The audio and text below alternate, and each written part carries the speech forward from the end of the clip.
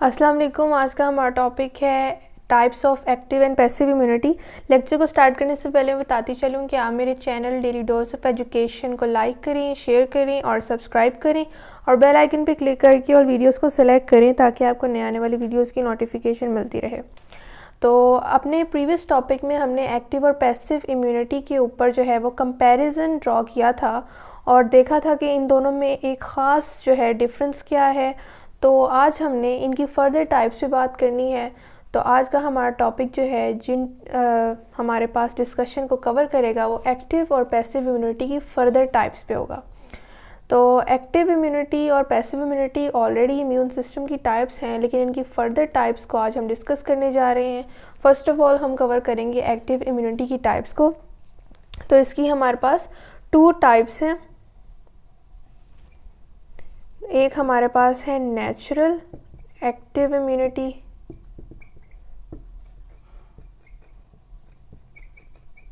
और एक हमारे पास है आर्टिफिशियल एक्टिव इम्यूनिटी। मैंने आपको बताया था कि ये क्लासिफिकेशन किस चीज़ पे बेस है। वो हमारे पास है कि नेचुरली हमारे पास कोई इम्यूनिटी प्रोड्यूस हो रही है या आर्टिफिशियली उसे बॉडी में स्टिमुलेट करवाने के लिए इंट्रोड्यूस करवाया जा रहा है। तो इस बेस पे हमारे पास नेचुरल और आर्टिफिशियल एक्टिव इम्यूनिटी है, यानी एक्टिव इम्यूनिटी की फ़र्दर टाइप्स।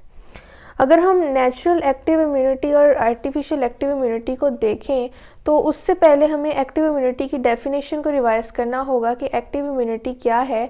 हमारी बॉडी में जब भी एंटीजेंस जो है हमारी बॉडी में इंट्रोड्यूस होते हैं नेचुरली या आर्टिफिशियली, वो भी हम देखेंगे, तो हमारी बॉडी जो है एंटीबॉडीज़ जो है वो प्रोड्यूस करने लग जाती है उनकी एंट्री की जो है अगेंस्ट, ताकि वो उनसे फ़ाइट कर सके। और वो एंटीबॉडीज़ की प्रोडक्शन भी उस ख़ास जो है एंटीजन की एंट्री के मुताबिक होती है, means specific production of antibodies.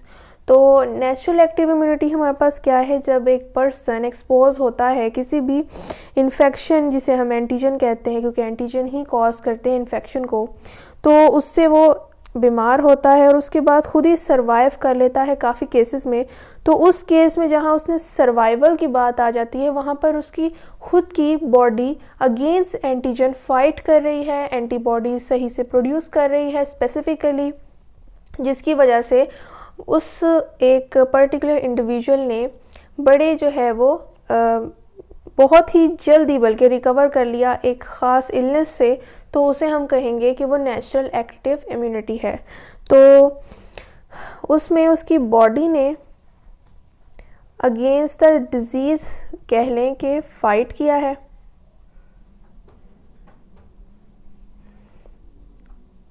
और स्पेसिफिकली एंटीबॉडीज़ उसकी बॉडी में बनी है,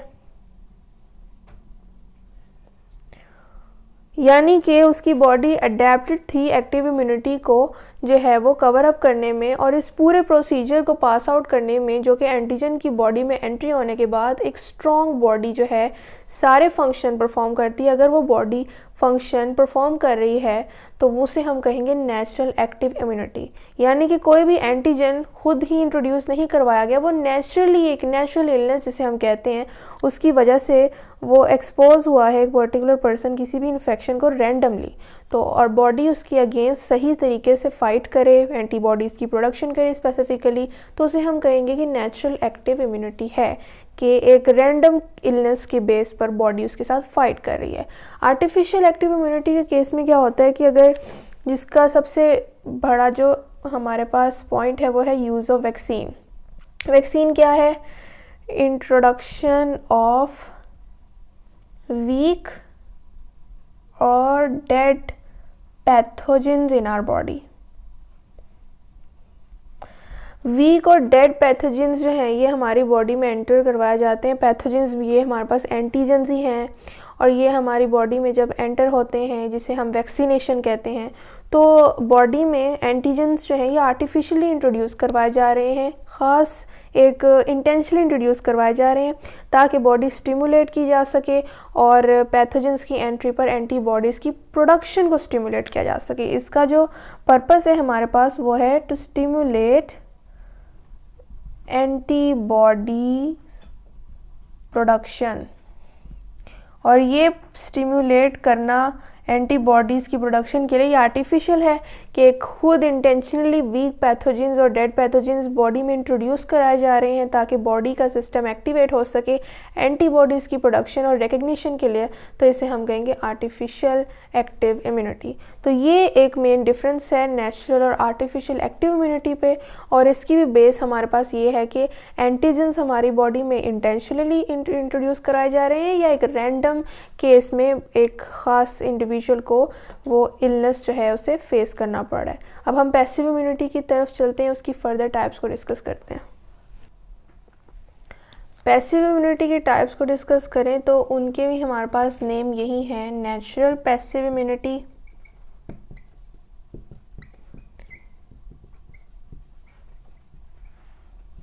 एंड आर्टिफिशियल पैसिव इम्यूनिटी।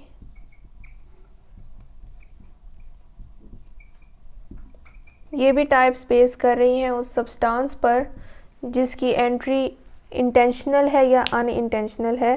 तो नेचुरल पैसिव इम्यूनिटी को अगर हम देखें तो अगर हमारे पास, क्योंकि हमें पता है पैसिव इम्यूनिटी क्या है, बॉडी में एंटीबॉडीज़ को जब इंट्रोड्यूस करवाया जाता है तो उन एंटीबॉडीज़ का पर्पस क्या होता है कि वो एंटीजन्स जो ऑलरेडी प्रेजेंट है बॉडी में उसके अगेंस्ट फाइट करें। और फिर ये लॉन्ग लास्टिंग इफेक्ट नहीं होता क्योंकि जितनी एंटीबॉडीज़ इंट्रोड्यूस बॉडी में होती हैं वो जब कंज्यूम्ड हो जाती हैं with the passage of time तो फिर बॉडी में एंटीबॉडीज़ जो हैं वो नहीं रहती, ना मेमोरी सेल्स प्रोड्यूस होते हैं जो कि उस ख़ास एंटीजन से फ्यूचर जो है वो केयर प्रोवाइड कर सकें। तो नेचुरल पैसिव इम्यूनिटी क्या है कि अगर सोर्स ऑफ एंटीबॉडीज़ जो है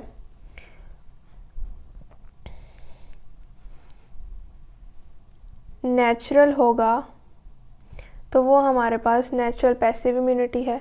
अब नेचुरल सोर्स क्या होता है एंटीबॉडीज़ का जो कि बॉडी में इंट्रोड्यूस करवाई जाती है, उसकी अगर हम एग्जांपल देखें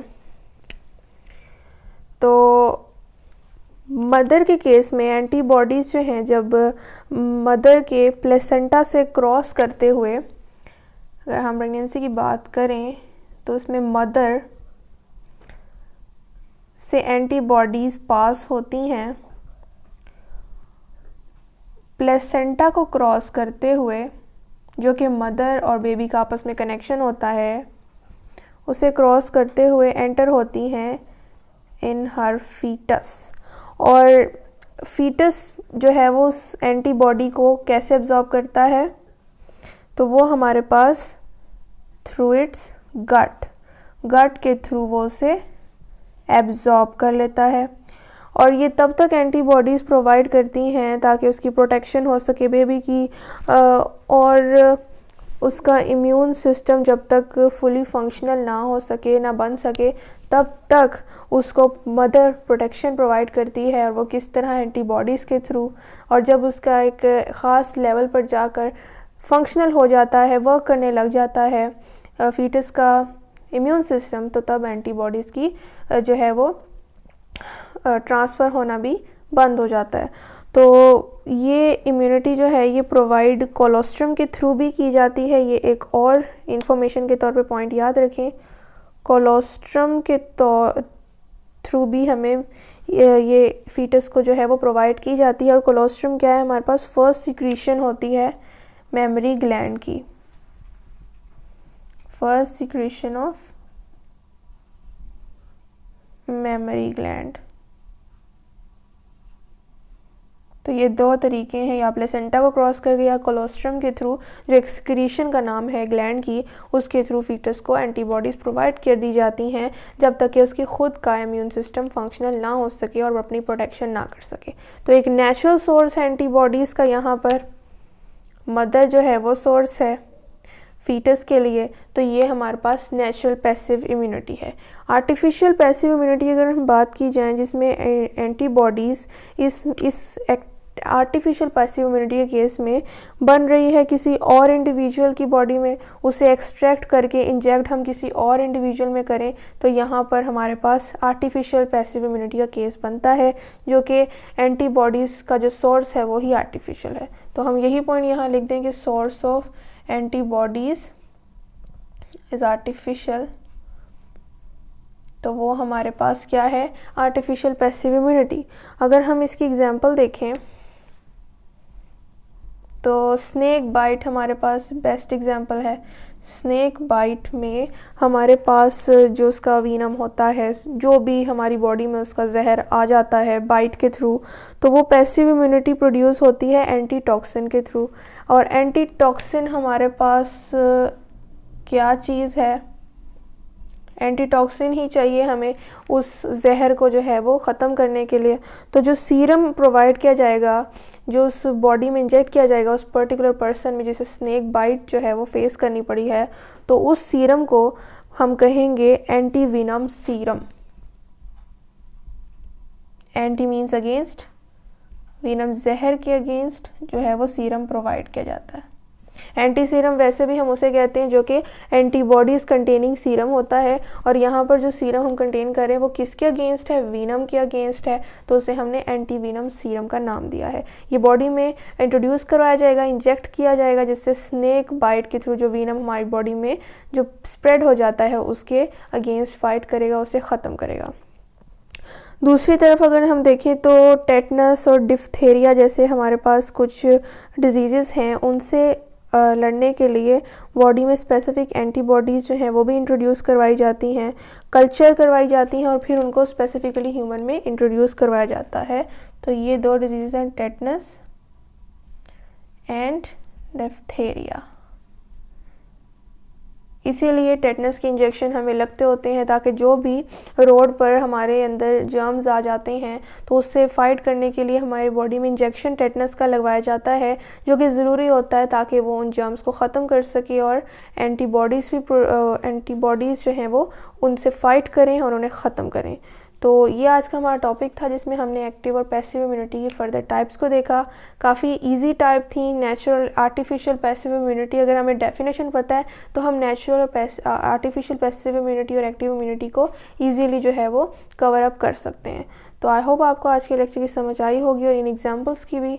अगर कोई क्वेश्चन हो तो आप कमेंट में ज़रूर पूछें। मैं फिर बताती चलूँ कि आप मेरे channel daily dose of education को लाइक करें, शेयर करें और सब्सक्राइब करें, और बेल आइकन पे क्लिक करें कि ऑल वीडियोस को सेलेक्ट करें ताकि आपको नए आने वाली वीडियोस की नोटिफिकेशन मिलती रहे। शुक्रिया, अल्लाह हाफ़िज़।